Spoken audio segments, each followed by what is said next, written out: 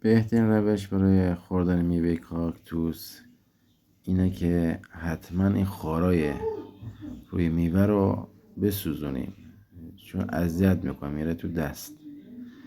به همین طریقی که دارم انجام میدم، ببینید یه دونه کاکتوس رو حتما با انبر دست برمیداریم، رو آتیش میگیریم تا خاراش بسوزه کاملا.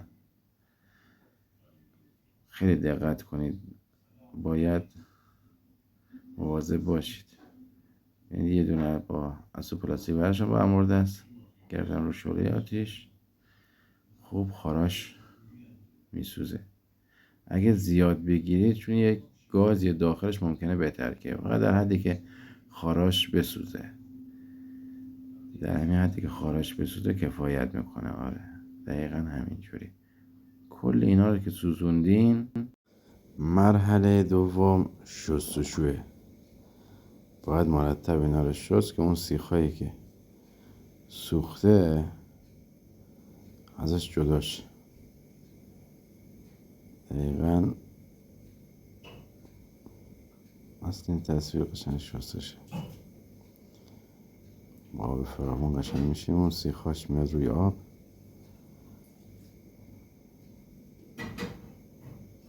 آره دقیقا اینجوری میشوریم، خیلی مرتب با آب کشی میکنیم. این مرحله شستشوش.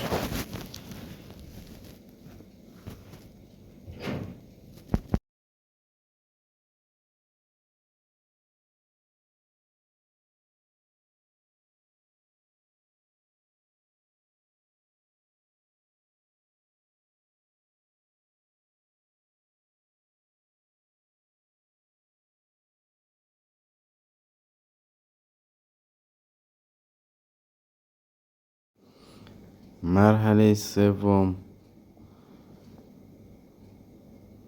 میشه به دو طریق عمل کرد.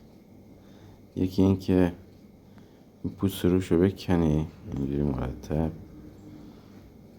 راحت کنده میشه، چون یه دفعه سوخته پوستش نرم شده، میشه اینجوری راحت بخوری.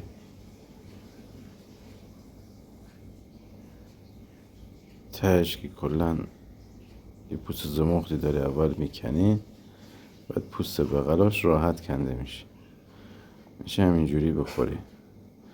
یا هم که بندازی تو آب بگیری، قشنگ آبشو بگیری. به این صورت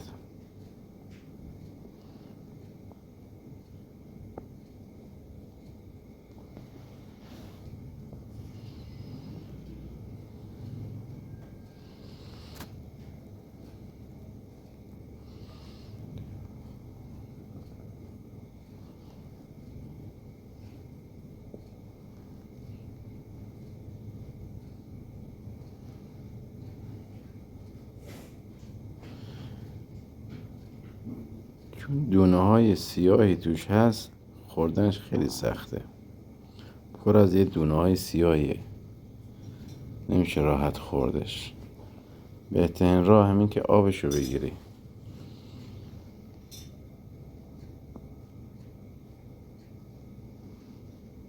اینجوری قشنگ پوستشو میگیری، برای خوردن اینجوری پوستشو بگیرید بخورید، عالیه. دقیقا اینجوری بشه، ولی چون دونای سیاهی داره واقعا خوردنش سخته. بهترین کار همینه که فقط تهشو که یه پوست زمختی داره و سفید رنگه تقریبا، اون جدا کنید، اون پوست دیگهش نمیخواد، همونجوری بندازید تو آب بگیری.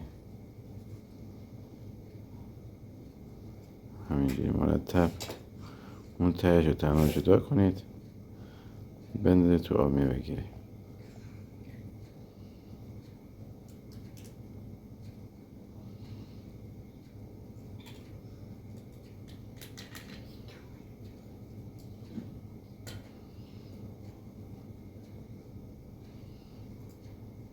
بابا نده.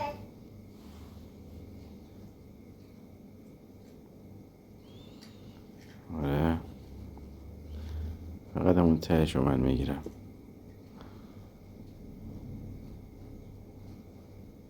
هم سریعتر انجام میشه، زحمتش کمتره.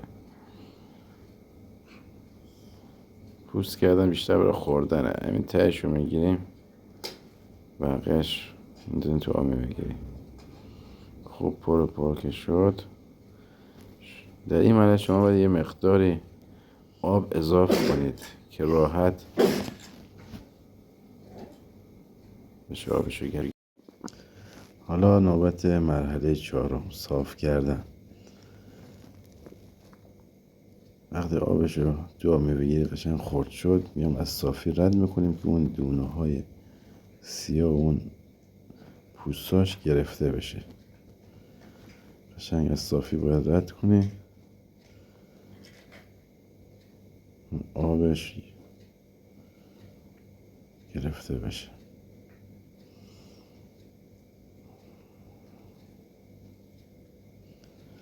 چون یکم دونه هاش زیاده، راحت از صافی پایین نمیره. باید با یه قاشقی توی صافی به هم بزنید تا اون راحت از صافی رد بشه.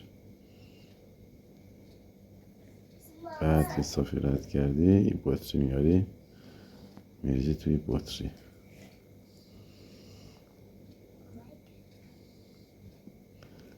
چقدر غلیظ شده، واقعا محلول غلیظی به دست اومد. یه بعدش میتونید بذارید توی یخچال، هر روز استفاده کنید. و کبد عالیه، حرف نداره. غلیظ میبینید؟ به به، جای شما خالی.